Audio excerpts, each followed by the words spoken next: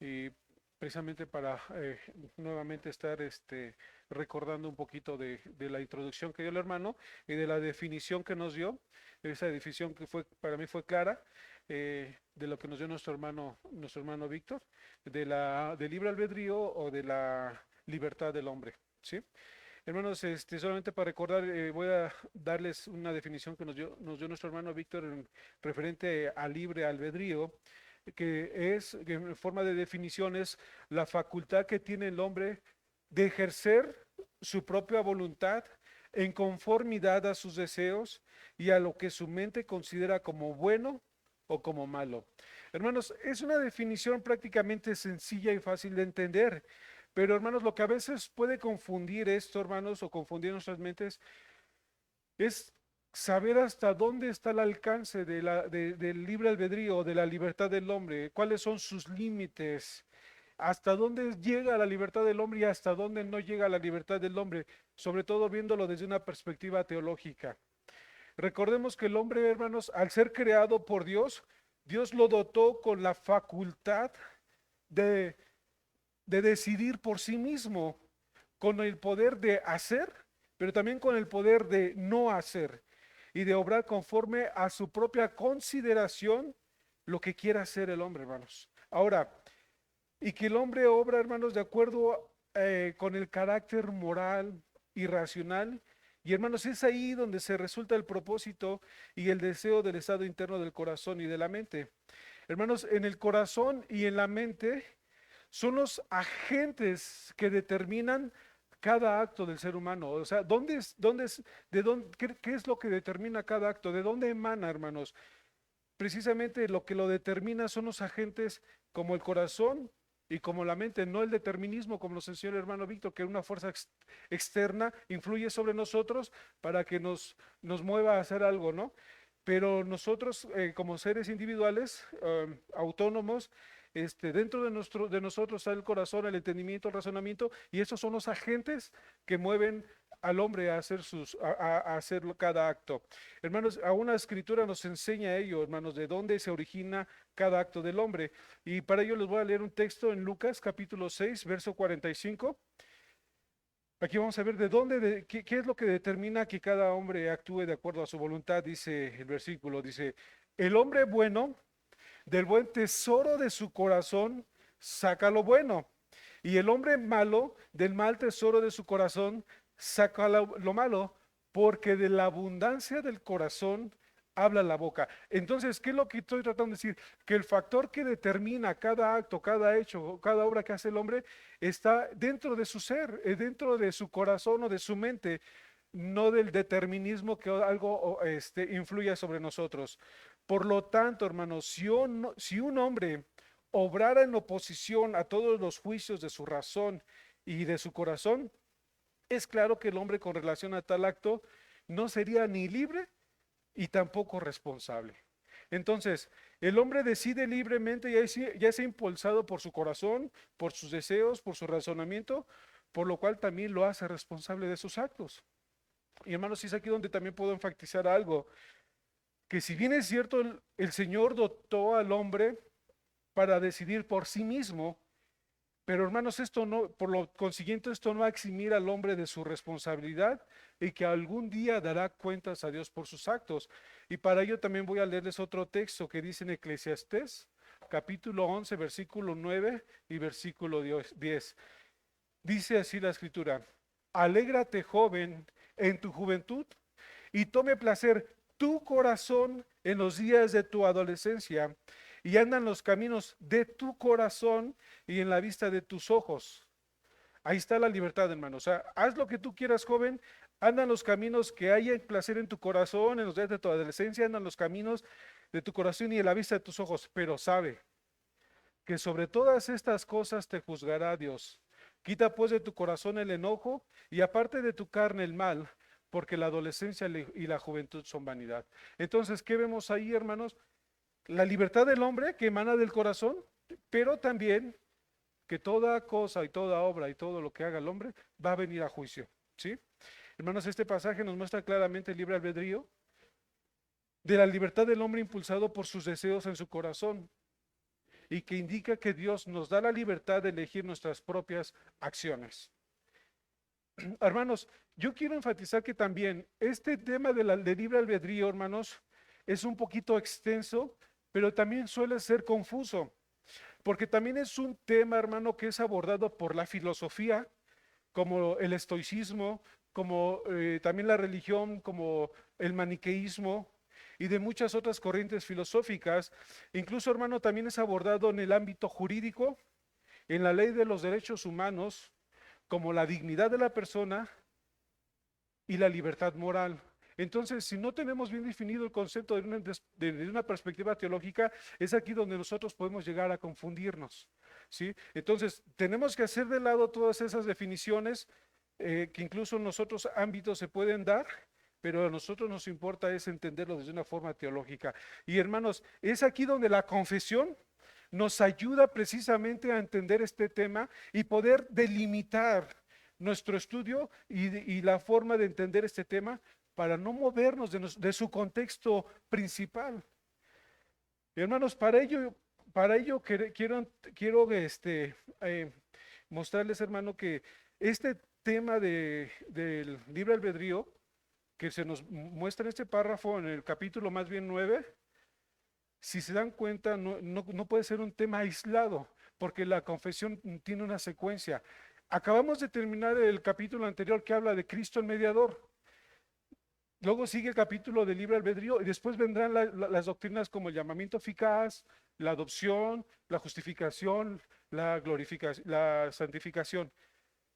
Hermanos, y es por eso, bajo ese contexto, que nosotros debemos de ver esta doctrina, pero en ese contexto, hermanos, para no moverlos y aislar este tema como si no tuviera nada que ver con nosotros. Y miren, hermanos, en el capítulo anterior que vimos de Cristo el mediador, al final, hermanos, en el último párrafo, casi en la parte final, bueno, habla de Cristo el mediador que tenía que ser sacerdote, profeta y rey. ¿Por qué era necesario que Cristo como nuestro mediador tenía que ser sacerdote, profeta y rey? Y este párrafo nos enseñó que lo hacía por nuestra ignorancia, que era necesario un mediador por nuestra separación de Dios, pero también en el párrafo anterior nos enseñó, en el capítulo anterior, que necesitábamos de un mediador por la disposición, por la falta de disposición y total incapacidad para volver a Dios. O sea, que en eso, hermanos, el hombre quedó indispuesto e incapacitado para volver a Dios. O sea, ahí es como que dice, aquí está el límite del libre albedrío. Ahora, si nos vamos al capítulo que sigue, hermanos, después del capítulo del libre albedrío empieza el capítulo del llamamiento eficaz. En el primer párrafo, en la parte final, hermanos, nos dice ahí en el párrafo, pero de modo, después de que el hombre ha sido regenerado por Dios, ahora ya cambia su libertad. Dice, pero de modo que acuden a Él con total libertad, habiendo recibido por la gracia de Dios la disposición para hacerlo. ¿Sí? ¿Se dan cuenta, hermanos, cómo queda este capítulo de libre albedrío, terminando lo que vimos de Cristo el mediador? Sin la disposición y sin la capacidad de buscar a Dios. Ahora en el llamamiento eficaz, entonces, ya cambia. Entonces ahora el hombre ya tiene la disposición y la capacidad de volverse a Dios. Entonces, ¿qué es lo que nos está enseñando la confesión? Los párrafos que vamos a estar viendo en este capítulo, cómo se aplica el libre albedrío en los diferentes estados del hombre.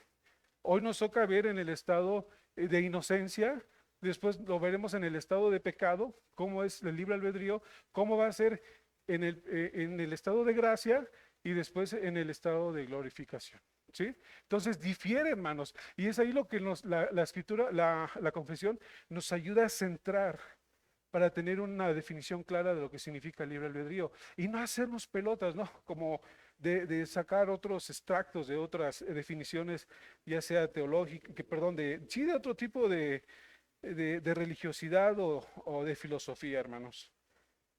Entonces, el hombre después de la primera caída en su estado de pecado quedó indispuesto e incapaz para volver a Dios. Por eso la necesidad de un mediador. Hermanos, quiero que quede esto en sus mentes porque voy a hablar al rato de una doctrina que se le llama el absolutismo.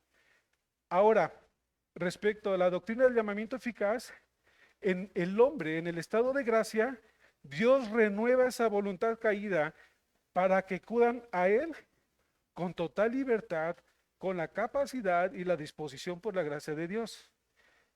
Hermanos, es aquí donde podemos ir entendiendo más a claridad el libre albedrío. ¿Sí? ¿Sí se va entendiendo, hermanos? ¿Hasta ahí? Ok. Por eso, hermanos, es muy importante entender esta doctrina de la libertad humana en los diferentes estados del hombre, como nos lo va a enseñar nuestro capítulo 9, hermanos. Y es para entender, como que nos introduce, para que las próximas doctrinas que vamos a estar viendo, como que da por sentado las bases, para después entonces cómo se aplica el llamamiento eficaz, la adopción y todo ello, cómo Dios aplica la salvación al hombre. Y bueno, hermanos, y si nos damos cuenta, en este capítulo los autores de la confesión hicieron un gran trabajo y pusieron con mucha claridad la obra del libre albedrío en cada uno de los estados del hombre. Y por eso también, hermanos, debemos de tener una concepción clara de que Dios aplica por su propósito eterno y libérrimo de su voluntad la salvación al hombre. O sea, vamos entendiendo, como dice la escritura, no depende del que quiere ni del que corre, sino de Dios que tiene misericordia. ¿Qué es lo que nos va a enseñar aquí la confesión? Que el libre albedrío el hombre es libre de hacer lo que quiera, pero en cuanto a la salvación, no depende del que corre, del que quiere, sino de Dios que tiene misericordia. Por eso la salvación es aplicada de acuerdo al propósito eterno de Dios y libérrimo de su voluntad. Es la voluntad de Dios. Entonces, hermanos, vamos a ir avanzando. Entonces, para ello, hermano, quiero mostrarles dos opiniones generales respecto a este tema, de lo que nos compartió nuestro hermano Víctor la semana pasada, que se le llama el determinismo, hermanos, solamente para refrescar un poquito nuestras mentes. Esta doctrina, hermano, es una doctrina filosófica que considera que las acciones de los hombres son determinadas o dependen directamente por las oportunidades y circunstancias externas o una influencia externa que forza la voluntad del hombre. O sea, ese es el determinismo. O sea, se van a un extremo que el hombre no tiene la capacidad de hacer lo que él quiere, sino que es influenciado por una cosa externa, hermanos. Y hermanos, esta idea del determinismo es una mala concepción de la doctrina del decreto esta doctrina, perdón, y una mala concepción también de la doctrina del decreto de Dios nos puede llevar a equivocarnos, hermanos, y pensar que el hombre no tiene determinación ni voluntad propia y que todo ya está determinado por Dios. Hermanos, ahora, en el capítulo que vimos del pacto de Dios, sí está determinado todo, hermanos, por el Señor. Dios ha establecido todo. Y para ello, hermanos, quiero que leamos igual en la confesión en el capítulo 3.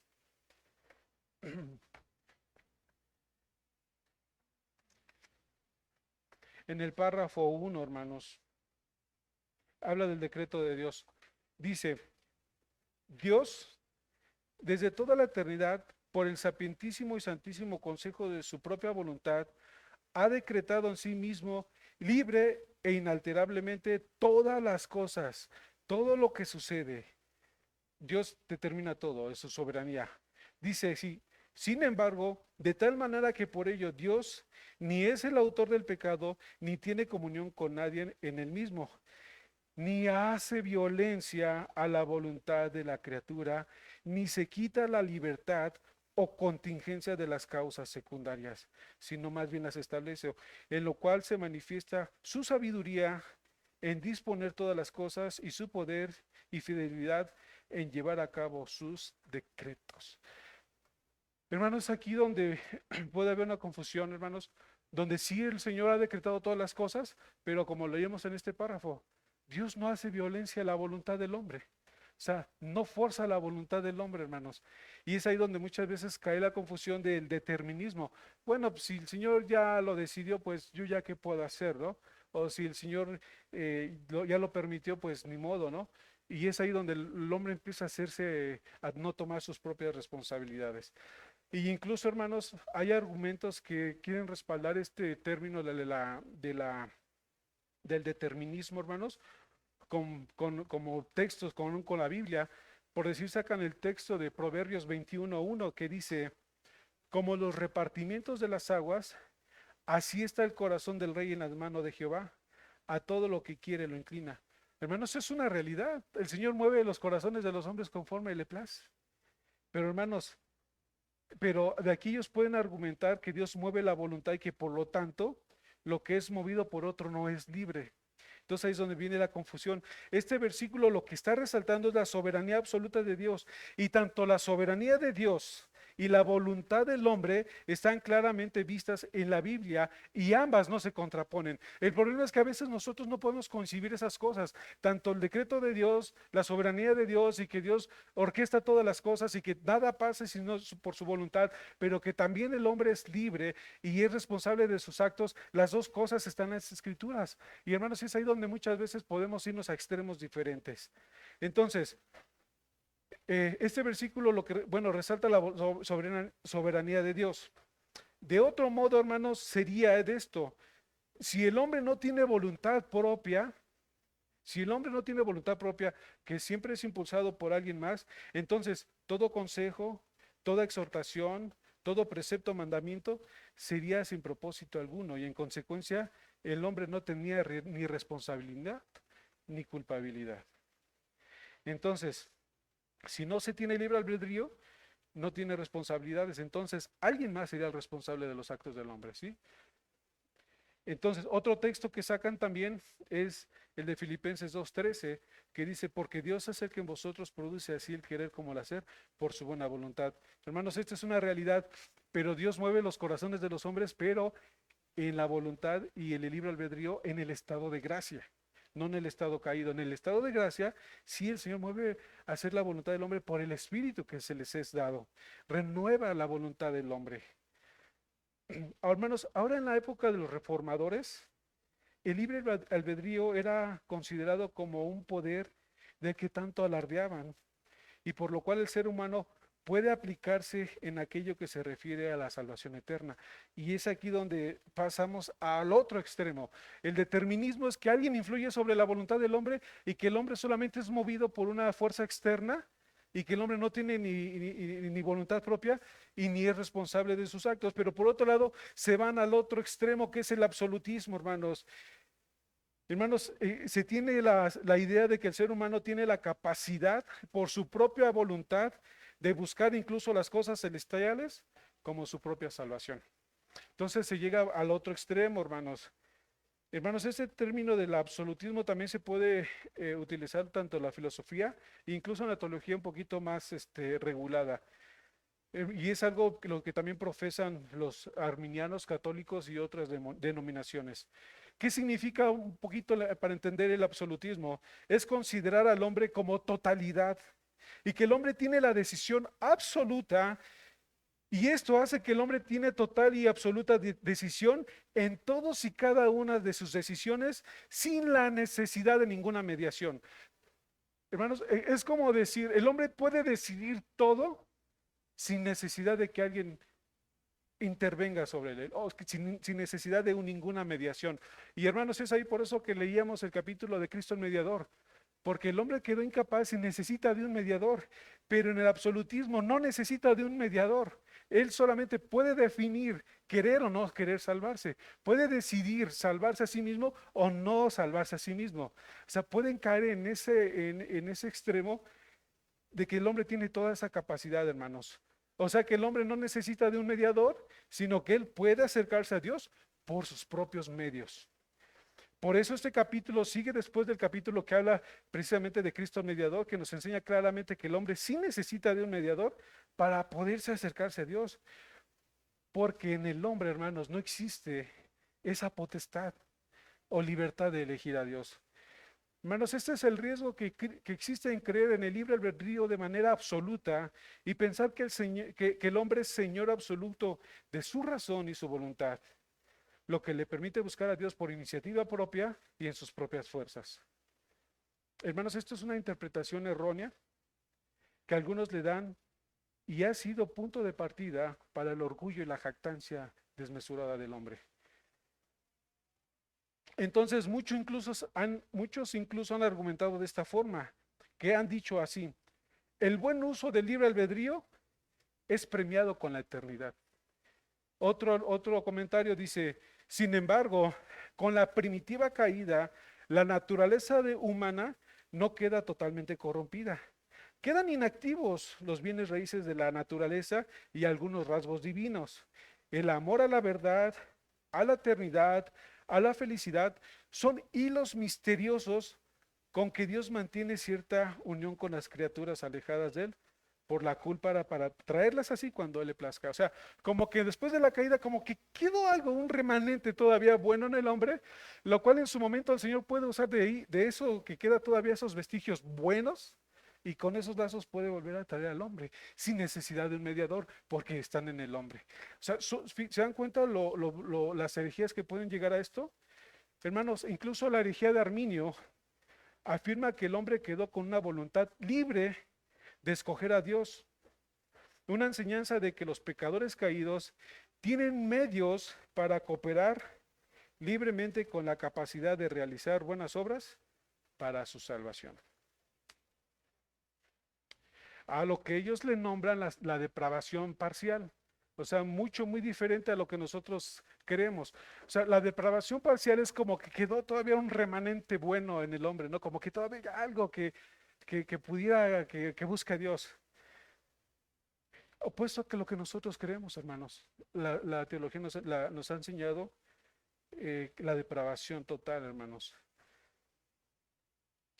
Hermanos, el hombre sí tiene libre albedrío y que es libre de decidir sobre asuntos civiles y de la vida cotidiana, pero no para su salvación. Entonces, es lo que nos estamos apegando a ello, hermano, delimitar hasta dónde sí el hombre tiene libre albedrío, en qué sí, en qué no, pero en lo que respecta a la salvación y las cosas de Dios, no tiene la libertad de decidir porque su naturaleza está caída, hermanos. No lo hay, no existe, no tiene la capacidad.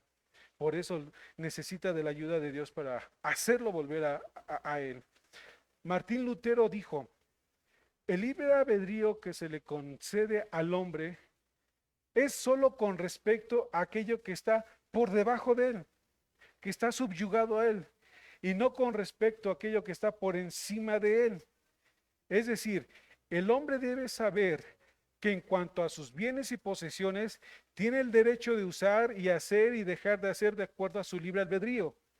Pero en cuanto a Dios o a las cosas que conciernen a la salvación o a la condenación, no tiene libre albedrío, sino que es un cautivo, esclavo y siervo, ya sea esclavo de Satanás o siervo de la voluntad de Dios.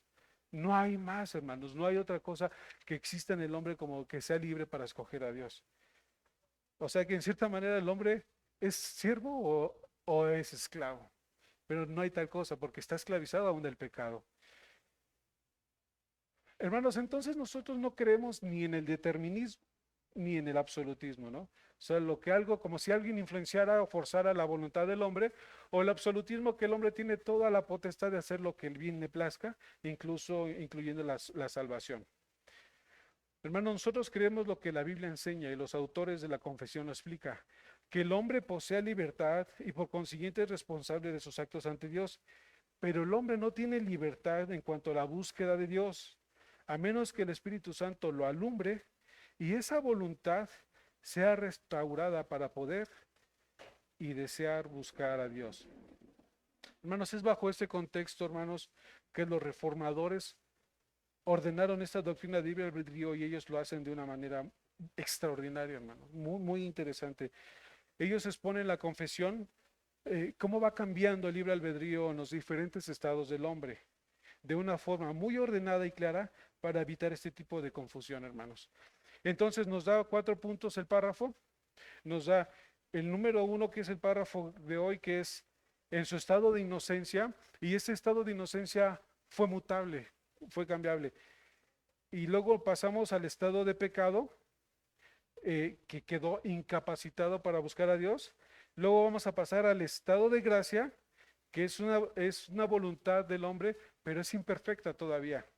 Y luego pasaremos al estado de gracia, que entonces ese estado de glorificación va a quedar, perdón, estado de glorificación es un estado donde la voluntad del hombre es inmutable, ya va a ser inclinada a todo bien. O sea, en la glorificación ya esa voluntad ya no va a estar con defectos, aunque en la gracia todavía es imperfecta, pero en la glorificación va a ser perfecta. Al inicio fue un estado de inocencia, fue mutable y podía caer de ese estado.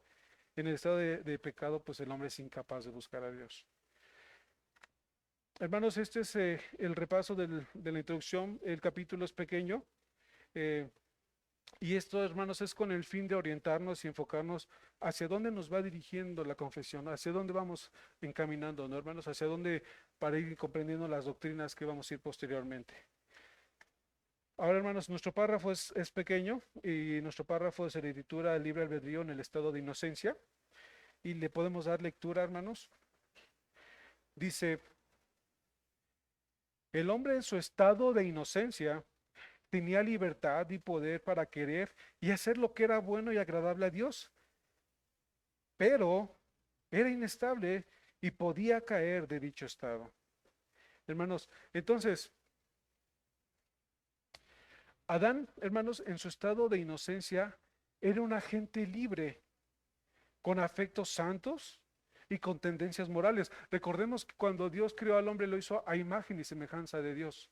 O sea, tenía los afectos santos y con tendencias morales, y aun cuando su carácter no estaba confirmado todavía, era capaz de obedecer, aunque también podía ser seducido por la tentación externa y por las excitaciones desordenadas de las inclinaciones de su naturaleza. Hermanos, en las que en grado propio y bajo subordinación de vida eran inocentes.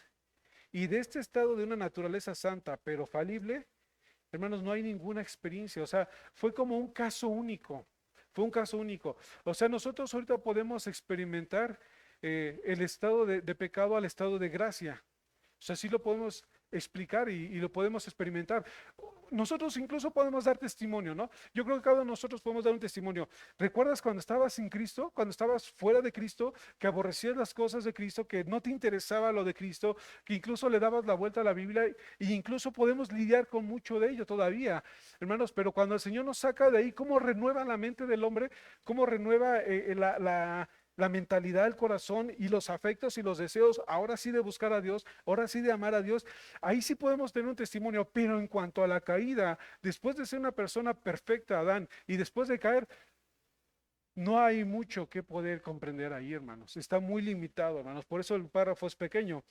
Entonces, hermanos, cuando fueron creados por primera vez Adán y Eva, se encontraban en un estado de inocencia que todavía no estaba manchado por el pecado y poseían tanto la habilidad de pecar como la habilidad de no pecar. Esta era una condición natural llamada justicia original. Y en este párrafo, hermano, nos da dos aspectos. Y la parte número uno, el hombre en su estado de inocencia. Y dice que en su estado de inocencia tenía libertad para poder hacer lo bueno y agradable a Dios. Y como dice nuestro párrafo, el hombre en su estado de inocencia tenía libertad y poder para querer hacer lo que era bueno y agradable a Dios. O sea, tenía el poder, tenía el deseo, tenía la capacidad, era libre de hacerlo de acuerdo a su voluntad, había sido capacitado de hacerlo, de obedecer a Dios perfectamente, hermanos. Totalmente muy diferente a lo que nosotros podemos hacerlo ahorita, a pesar de que el Señor ya nos salvó.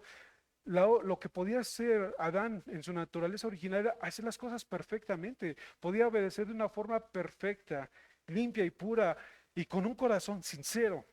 Ujú. Era inocente en su estado de alma y mente. Era limpia y sin culpa, sin mancha por el pecado. Había sido creado a imagen de Dios, creado para adorar a Dios, creado para tener una relación con Dios y comunión con Dios, y creado para la gloria de Dios. Por eso su estado era perfecto. Por eso cuando dice en Génesis capítulo 1, verso 3, dice, y vio Dios todo lo que había hecho, y he aquí que era bueno en gran manera, y fue la tarde y la mañana, el día sexto. Dios había determinado su creación, incluyendo al hombre, y ante los ojos del Señor mismo, todo lo que yo había visto era perfecto y limpio. Era puro, hermanos. Y por eso la capacidad que tenía Adán era una capacidad libre de poder escoger estar en la presencia de Dios y amarlo con total libertad, hermanos. Y dice Eclesiastés, nos da un texto, prueba el párrafo, dice Eclesiastés 7:29, he aquí solamente esto he hallado, que Dios hizo al hombre recto, pero, lo mismo que nos dice la confesión, pero ellos buscaron muchas perversiones. ¿Qué nos enseña? Aquí también tenía una voluntad que podía ser mutable. O sea, podía estar de una voluntad perfecta, pero también podía caer de ese estado de perfección. Hermanos, es verdad que Dios hizo al hombre justo y recto, capaz de hacer lo bueno y agradable ante Dios, con la libertad de hacer lo que Dios le pidiera, sin hacer violencia a la voluntad del hombre. O sea, ni siquiera hizo violencia a la voluntad de Adán. Adán lo hacía con naturalidad, obedecer a Dios. Ni siquiera el Señor lo presionaba ni la usaba, afectaba o violentamente para someterla a obedecerle. No, él lo hacía libremente, hermanos. Había armonía en las facultades del hombre, de modo que la mente, la voluntad y los afectos eran rectos y sumisos a Dios. Es más, incluso Adán, si él hubiera querido permanecer en ese estado y en esa condición, había sido incluso legada a su descendencia. Podía sacar del tesoro de su corazón lo bueno, lo justo, lo recto, de manera libre, y así mismo él lo desearía. Sus afectos, su mente y corazón eran limpios, inocentes e inclinados a todo bien. Pero como dice Eclesiastés, hermanos, pero ellos buscaron sus propias perversiones. Voy a leerles tres comentarios, hermanos, de tres varones. Uno es de Joel Vicky, es cortito. Dice, respecto a esto, el hombre tenía el poder de hacer el bien, pero su poder no era infinito ni inmutable. Podía abusar de él y perderlo. ¿Sí? Juan Calvino dice, pudo pues Adán, si quería, permanecer como había sido creado, y no cayó sino por su propia voluntad. Además, tuvo suma rectitud de entendimiento y de voluntad, y todas sus facultades orgánicas estaban preparadas para obedecer y sometérsele, hasta que perdiéndose a sí mismo, destruyó todo el bien que en él había. O sea, que en Adán era perfecto, hermanos, pero tenía un entendimiento claro de lo que estaba haciendo y de lo que iba a hacer. Y tenía un entendimiento y una voluntad muy clara, no estaba ignorante, hermanos. O sea, él sabía que si él agarraba, si desobedecía, él sabía que iba a morir. O sea, nadie me influyó ni forzó a hacer lo bueno, pero tampoco nada lo forzó a pecar, ¿sí? Sus facultades estaban conscientes, pero él decidió, ciertamente, pecar y desobedecer el mandato de Dios y asimismo destruyó todo el bien que en él había. Otro varón, Williamson, dice, Adán deseaba hacer solo lo que era bueno y le complacía a Dios. Era libre de hacer lo que él deseaba y porque su naturaleza era totalmente sin corrupción, sus deseos eran únicamente buenos, tenía libertad absoluta y también la capacidad de hacer el mal. O sea, sí tenía una libertad ahí absoluta, hermanos, y sin la capacidad de hacer el mal. Ahora, hermanos, de aquí pasamos a nuestro segundo punto del párrafo. Dice la mutabilidad de su libertad. Y dice el párrafo en la parte segunda, pero era inestable y podía caer de dicho estado. Esto nos enseña que Dios hizo al hombre recto y con una libertad natural, pero el hombre decidió pecar. Era libre, hermanos. O sea, no, nada lo forzó. Agustín de Hipona dice, la primera libertad de la voluntad que el hombre recibió cuando fue creado recto consistía en una capacidad de no pecar, pero también de pecar. O sea que su libre albedrío era mutable, de poder mantener su inocencia o perderla. ¿Sí?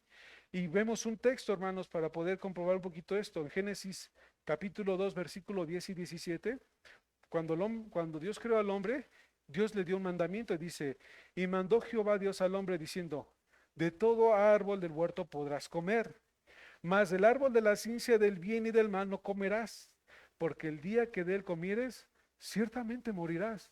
Hermanos, era un mandamiento que tenía Adán. Pero ¿por qué es el mandamiento, hermanos? Porque él tenía libertad. Porque así como tenía la libertad para poder obedecer este mandamiento, también tenía la libertad para desobedecerlo. Entonces aquí está implícito el libre albedrío del hombre, que tenía la capacidad de obedecerlo y de no obedecerlo. Entonces, aquí se muestra claramente que el hombre podía caer de su estado de inocencia y tenía libre albedrío, tenía la habilidad de obedecer y la habilidad de no someterse a la voluntad de Dios. Pero el hombre, hermanos, decide pecar y por consecuencia, pues Dios lo hace responsable de sus actos. Entonces dice Génesis, el texto prueba que nos da la confesión, Génesis 3:6, dice, y vio la mujer que el árbol era bueno para comer y que era agradable a los ojos y árbol codiciable para alcanzar la sabiduría, y tomó de su fruto y comió y dio también a su marido, el cual comió así como ella. Hermanos, ellos en su libertad que habían sido creados, su libertad natural, ellos decidieron comer el árbol. No fueron forzados. Hubo la tentación, como el texto que nos compartió el hermano Víctor la semana pasada, ¿no? Sino que cada quien es tentado de acuerdo a su concupiscencia. No hay nada externo que lo influyó en ellos, hermanos. O sea, no es que Satanás lo forzó a comer el árbol, lo tentó. Lo tentó, hermanos.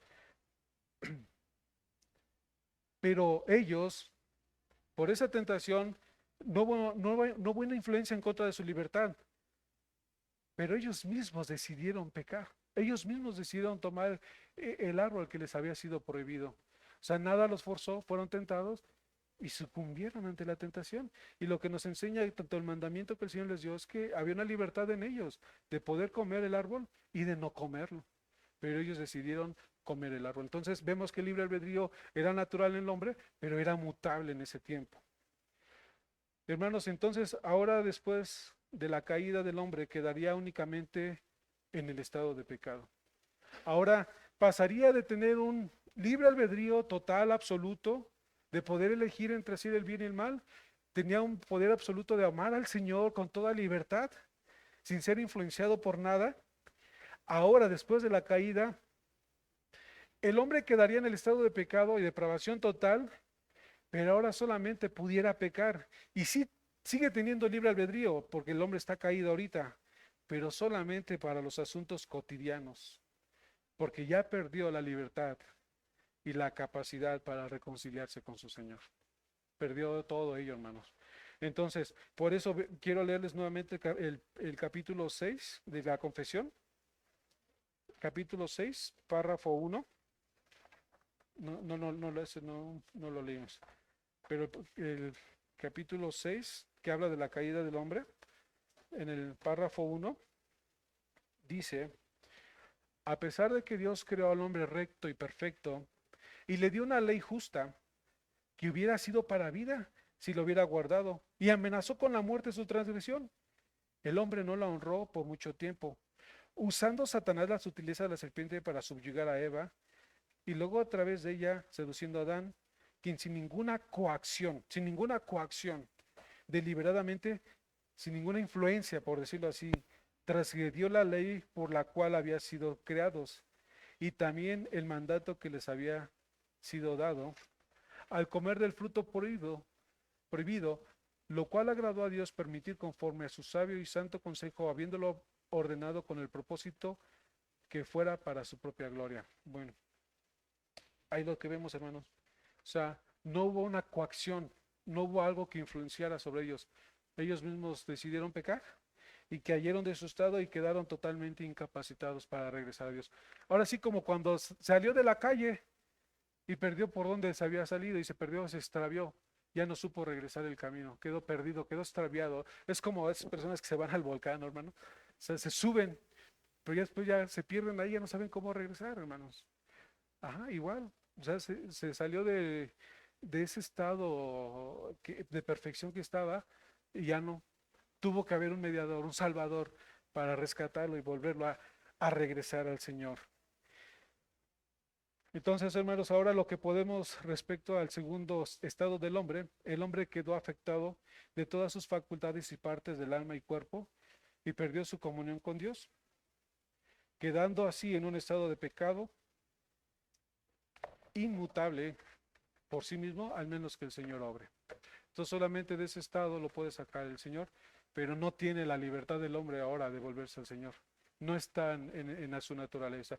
Ese es el libre albedrío, hermanos, en sus diferentes estados, como lo vamos a ir viendo la próxima semana con el hermano David, del estado del libre albedrío en el estado de pecado. Que sí puede decidir por todo lo que él quiera, como los ejemplos que vimos la semana pasada. Puedes decirlo, comer, no comer, lo que tú quieras. Exacto. Sí, pero muchas veces aquí podemos decir, bueno, es que eres buena onda, ¿no? Pues es buena onda, pues decidió ser persona, sí, pero no es a nuestro criterio, es el criterio de Dios. Están corrompidos todos han sido, heredamos la naturaleza caída. ¿Preguntas, hermanos? ¿Comentarios? ¿Dudas?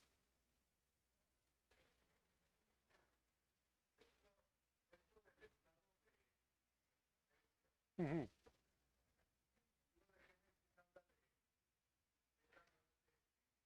Sí.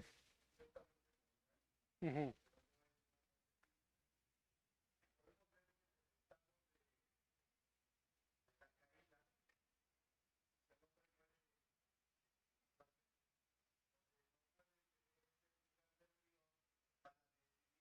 Ajá, exacto.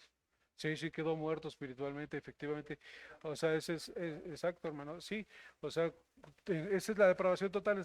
Cayó el hombre y quedó muerto en todas sus facultades. O sea, quedaron afectados y quedó muerto espiritual, muerte y separado de Dios. Esa es la muerte espiritual también, hermano. Sí,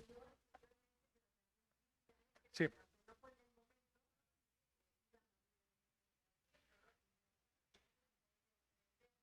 Ujú.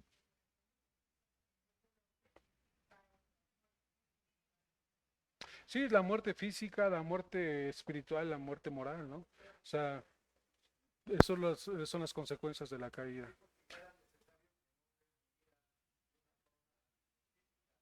Ujú. Así es.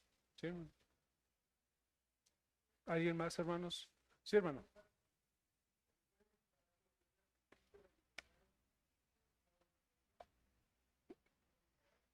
Sí, sí, era la justicia original, su estado original y... Ajá, exacto. Sí, sí, hermano. ¿Nadie más, hermanos? Pues vamos a dar gracias. Señor, te damos muchas gracias, Señor, Padre, porque tú renuevas nuestro entendimiento. Sabemos que también hemos sido afectados de nuestra mente, de nuestro entendimiento, y hay cosas que no alcanzamos a entender, como esa parte de tu soberanía, de tu perfecta soberanía, y que tú gobiernas el universo y que nada pase si no es tu voluntad, pero que también el hombre ha decidido tomar sus propios caminos, Señor, y ambas partes cosas son bíblicas, Señor, y a veces no las podemos concebir en nuestra mente, pero está en tu mente que es perfecta, sí, Señor, y en tu palabra lo explica, Señor. Síguenos renovando en nuestro entendimiento para que podamos comprobar cuál es tu voluntad que es santa y que es perfecta, Señor, muy diferente a la nuestra, Señor. Te damos gracias, Padre, porque también nos has traído de un estado de caída, Padre, a un estado de que podemos tener ahora la libertad también de buscarte, de deseo de anhelarte y de que entendemos que ahora te necesitamos en todo, Señor. Padre, que ese deseo, Padre, pueda ir creciendo en nuestras vidas, Señor. Que ese deseo crezca en nuestros corazones, Padre, para poder anhelarte cada vez más. Te lo pedimos y te damos gracias en el nombre de Jesús. Amén.